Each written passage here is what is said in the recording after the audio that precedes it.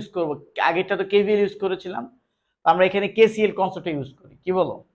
তো কেসিএল কনসেপ্টটা ইউজ করব এইভাবে, কারণ ধরো এখান থেকে যে কারেন্ট আসতেছে, ধরলাম এই কারেন্টকে বললাম আমি I1, এই কারেন্টকে আমি কি বলতে পারি I2, এই কারেন্টকে কি বলতে পারি, এই I1 I2 I3 মিলে কি তৈরি হয়েছে আইপি। তো আমরা যেই সূত্র জানি সেগুলো আমরা অ্যাপ্লিকেবল করি।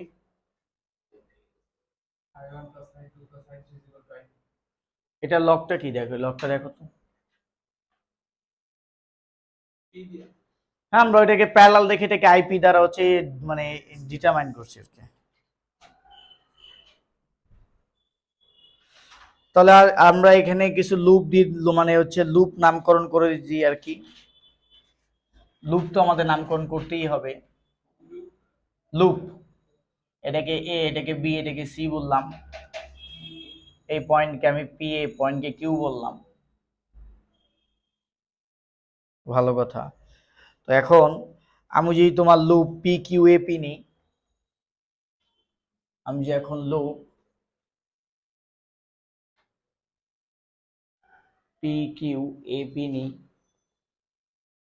এই লুপের ভিতরে তোমরা যদি তাকায় দেখো, তাহলে দেখো তো কি কি খেয়াল করতে পারো বলো তো। পি থেকে কিউতে আসছি এবং কিউ থেকে এ, এ থেকে পি, রাইট? ওকে, তাহলে এই এখানে কি কি আছে তোমরা একটু ভালো করে আমাকে খেয়াল করে বলো তো। এই যে পি থেকে কিউ, কিউ থেকে এ, এ থেকে পি, বুঝতে পারছো? প্রথম আরেকটু বিবেচনা করবে, তাহলে দেখো পি থেকে কিউ থেকে কোনো কারেন্ট আছে? কারেন্টের নাম কি? আইপি। রেজিস্ট্যান্স আছে? আছে। তাহলে আইপি আর, ভালো কথা। পি থেকে কিউতে আসলাম, কিউ থেকে এ তে যাই, কোনো কারেন্ট আছে?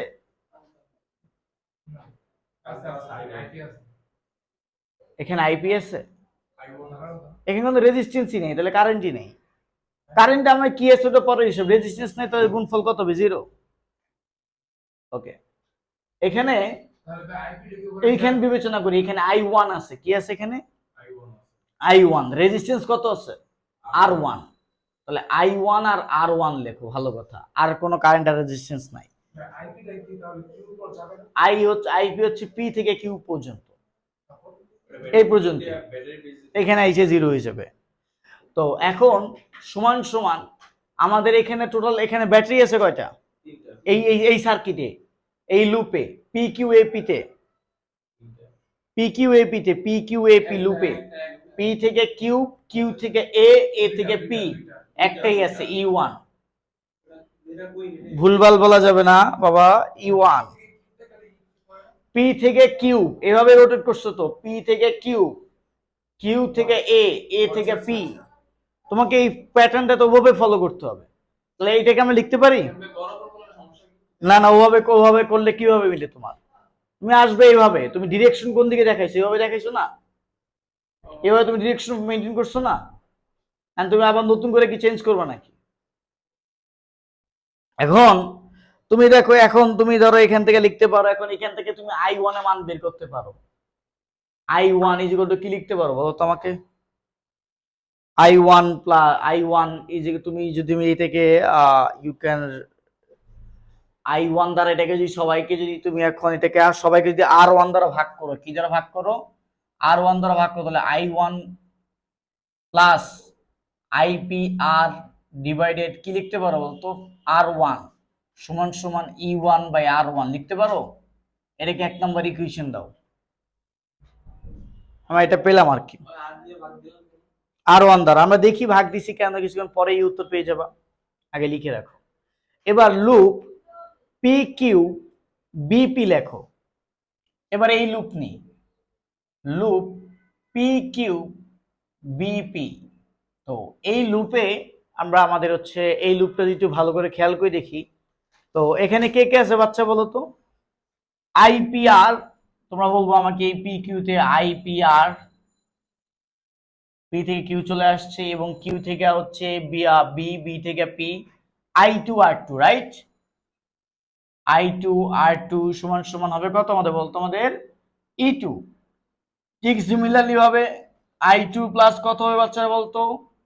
IPR ডিভাইডেড R2 সমান সমান E2 বাই R2।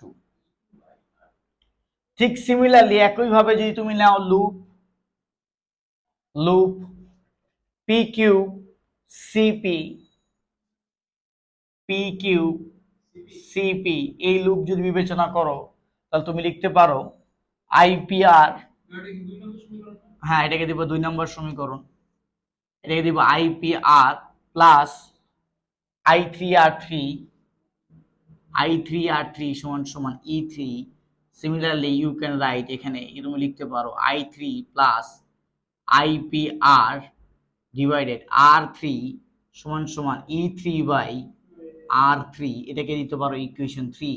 তো আমরা ইকুয়েশন 1, ইকুয়েশন 2, ইকুয়েশন 3 তিনটাকে যদি এখন যোগ করি, কি করি না বলতো, আমরা যোগ করি, তাহলে আমরা একটা চমৎকার জিনিস দেখতে পাই। আমি এই সার্কিটটা এখন মুছে দিই। আচ্ছা ভাই, আমরা তো ABC এগুলোকে আমরা নোট ধরে নিই, তাই না? এগুলোকে আমরা পয়েন্ট ধরে নিছি, এগুলো আমার পয়েন্ট, এই যাতে চক্রটা লুপটা ধরতে যাতে সুবিধা হয় সেজন্য ধরে নিছি। তুমি এই পয়েন্টটাকে তুমি এখানে বিবেচনা করো, তুমি এই পয়েন্টটাকে এখানে বিবেচনা করো না ভাই, এই পয়েন্টটাকে তোমার যদি বুঝতে এত সমস্যা এখানে বিবেচনা করো, এখানে ধরো বি পয়েন্ট বিবেচনা করো, ধরো সি পয়েন্ট বিবেচনা করো। কথা বুঝতে পারছি? এবার তোমার কাছে বিষয়টা আর একটু ক্লিয়ার হইছে? তুমি তোমার মত তুমি চাইলে এখানে আরো 3টা পয়েন্ট বিবেচনা করতে পারো। তোমার যদি মনে হয় যে আমি রাস্তাটা একদম ভালো করে ইন্ডিকেট করতে নিজের কাছে নিজে বুঝাতে চাই, ইটস আপ টু ইউ। আমি ফিগারটা মুছে দিচ্ছি।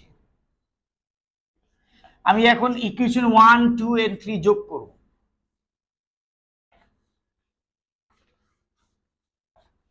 ইকুয়েশন 1, ইকুয়েশন 2 and ইকুয়েশন 3 যদি আমরা এখন যোগ করি তাহলে আমরা খুব চমৎকার একটা জিনিস দেখতে পাবো। আমরা ইকুয়েশন 1, ইকুয়েশন 2 and ইকুয়েশন 3 যোগ করলে একটা যে চমৎকার জিনিসটা আছে বাচ্চারা, সেই জিনিসটা হচ্ছে দেখো I1, I2 আর I3 যোগ করো, তাহলে দেখো তো I1, I2, I3 যোগ করলে কি পাওয়া যায় বাচ্চারা বলো তো? IP পাওয়া যায়। যাক ওইটা তোমরা নিজেরাই, আমরা একটু পরে দেখাচ্ছি। I3 প্লাস উভয় জায়গাতে খেয়াল করো IPR কমন যায়, খেয়াল করছো? তাহলে থাকে 1/R1, 1/R2, 1/R3। আর ওই পাশে দেখো তো সব জায়গাতে এই পাশে কি থাকে? E1/R1, E2/R2, E3/R3, E3/R3। এবার তোমরা আমাকে গাইস, এখানে তোমরা আমাকে বলো যে এই I1, I2 আর যোগ I3 মানে কি? আমার IP না? খেয়াল করে দেখছো? ওকে, IP প্লাস IPR, দেখো তো 1/R1, 1/R2, 1/R3, এগুলো দ্বারা আসলে কি বুঝায় বলো তো? এগুলো সবগুলো ইন্টারনাল রেজিস্ট্যান্স আসলে কার সমান হয়? আসলে এটা কার কি ইন্ডিকেট করো আমাকে বুঝিয়ে বলতে পারবা?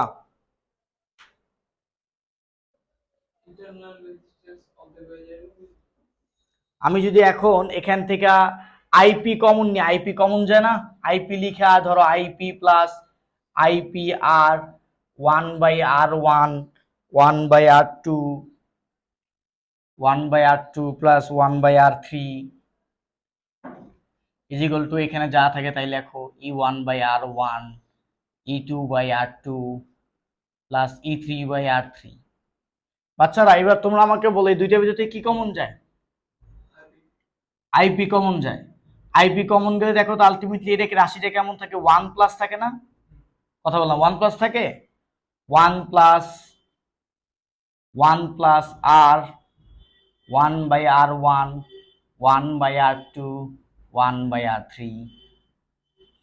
সমান সমান E1। তোমার সাথে তুলে নাও, এখনই দ্রুত তুলে নাও। E2/R2, E3/R3 তোলা হয়ে গেল বাচ্চারা। আমরা এরপর এখন কি করবো বলো তো? আমরা এটাকে এখন সলিউশন পর্যায়ে নিয়ে যাব। আমরা তাহলে এখন এখান থেকে IP এর মানটা বের করে ফেলতে পারবো।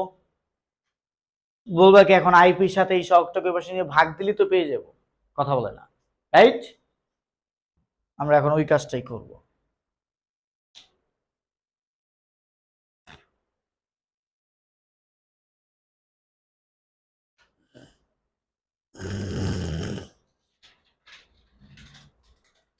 কোনো কিছু মুখস্থ করার থেকে যদি আমরা কোনো কিছু নিজেরা চর্চা করি, শিখি, ওটা দীর্ঘদিন মন থাকে। আমি মুছে দিব কোন পর্যন্ত, লাস্টের লাইনটা পুরোটাই? ঠিক আছে,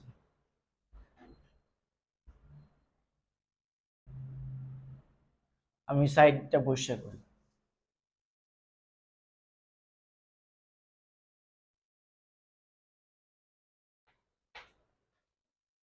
বুঝতে সুবিধা হবে, সাইডটা পরিষ্কার করি।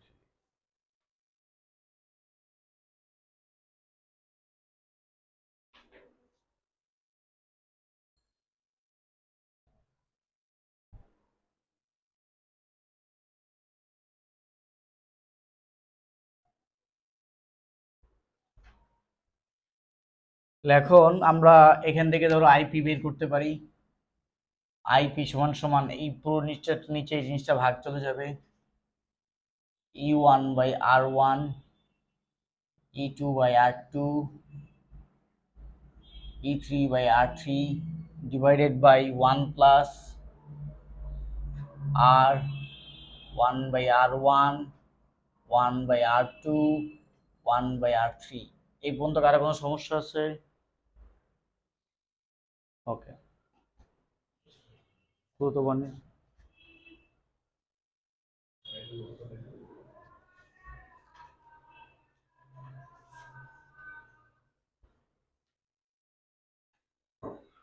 এখন ধরো যদি এমনটা হয় যে এই সবগুলা ব্যাটারি একই মানের, ব্যাটারি কি হয় একই মানের। দেখো এখন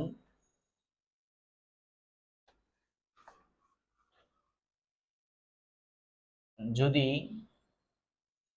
E1, E2, E3 সমান সমান যদি E হয় এবং R1, R2, R3 সমান সমান যদি R হয়, তবে আমরা আইপি ইকুয়াল টু কি লিখতে পারি বলো তো? আমরা লিখতে পারি না, যেহেতু আমরা এখন ইজিলি ভাবে লিখতে পারি E/R। তাহলে আমরা আমরা তাহলে x+x+x কত হয় জানি বলো তো বাচ্চারা? বলছিলাম 3x। তাহলে এখানে আমরা উপরে ইজিলি লিখতে পারি যে 3E/R, আর আমরা নিচে লিখতে পারি 1 plus x+x+x 3x, আর 3 হচ্ছে কত r, এটা লেখা যায়। তাহলে আলটিমেটলি তোমরা আমাকে বলো যে যখন এটাকে সলিউশন করবা, দেখো উপরে আছে 3e, এই আর এবং এই আর লসাগু করলে বাদ হয়ে যাবে, আর লসাগু মানে নিচেরটা বাদ দিলে, আর এখান থেকে কত 3r। তোমরা কি এই লাইনটা বুঝতে পারছো? এই লাইনের পর যে লাইনটা লিখছি, দেখো আমরা এটাই ভাবে করছি। দেখো 3e/r ডিভাইডেড বাই, এখানে দেখো তো কত আছে 1 plus 3r বাই কত ছিল আর। তাহলে এটা যদি যখন এটাকে লসাগু করবো আর কি, এটা কত যে বলতো আর প্লাস এই যে ছোটদের আর, এখন এই ছোটদের আর এই ছোটদের আর কত যাবো, বাদ হয়ে যাব। আলটিমেটলি কত থাকে 3e ডিভাইডেড বাই কত আর প্লাস কত 3r, রাইট? এটাই তো, তাই না? হুম, তাহলে এখন আমরা এই জিনিসটা দেখতে পাইলাম আর কি। এটাকে সাজায় যদি লিখে আমরা বড় আরটাকে যখন প্রথমে লিখি 3r প্লাস হচ্ছে কত r। এখন যদি n সংখ্যকের জন্য বলি, কার জন্য বলি যে আমি n সংখ্যকের জন্য,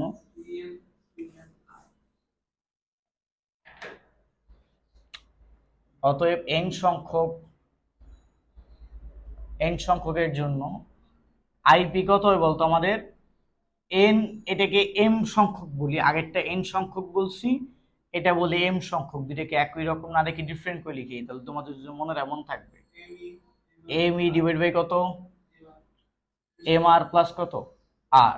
বাচ্চারা তোমরা যদি একটু ভালো করে মনোযোগী দাও, এখন এখানে দুইটা কন্ডিশন আমরা অ্যাপ্লাই করতে পারি। যদি m r অনেক বড় হয় এই ছোটদের আর থেকে, তখন আমরা বলতে পারি আইপি সমান সমান কত, যেহেতু এটা অনেক বড় তাহলে এটা বাদ দিয়ে দেওয়া যায় M E divided by M R. তাহলে আলটিমেটলি কত থাকে E/R। তাহলে এটা কি একটা ব্যাটারি সমতুল্য রেজিস্ট্যান্স, মানে এই কারেন্ট আমরা পাচ্ছি না। তাহলে খেয়াল করো, যখন ইন্টারনাল মানে সার্কিট রেজিস্ট্যান্স অনেক বেশি হয়, সার্কিট রেজিস্ট্যান্স অনেক বেশি হয়, তখন আমাদের কি এই যে প্যারালাল লাগালে কি আমাদের হবে, লস হবে। প্যারালাল লাগালে কি হবে, আমাদের লস হবে। ভালো কথা। এবার তাহলে যদি আমি 2 নাম্বার ব্যবস্থা গ্রহণ করি, 2 নাম্বার কন্ডিশন যদি বিবেচনা করি, যেখানে এম আর এর মান এই ছোটতে আর থেকে অনেক ছোট, ছোটতে আর থেকে অনেক ছোট, তাহলে দেখো সেখানে আমাদের হবে IP is equal to M E divide by কত, আর। সেটা এটা কি দেখো তো, এটা এম সংখ্যক বৃদ্ধি পেয়ে গেল না, এম সংখ্যক বৃদ্ধি পেয়েছে। তাহলে কি এখানে আমরা যদি এটাকে কিভাবে সংযুক্ত করি বলো তো বাচ্চারা, যদি যখন আমরা দেখবো যেখানে এই কন্ডিশনটা অবস্থান করতেছে, সেখানে আমরা কি এই প্যারালাল কম্বিনেশন লাগালে আমাদের কি হবে, এম টাইমস কারেন্ট বেড়ে যাবে, তাহলে এটা আমাদের বেশি প্রফিটেবল। তাহলে এই গেল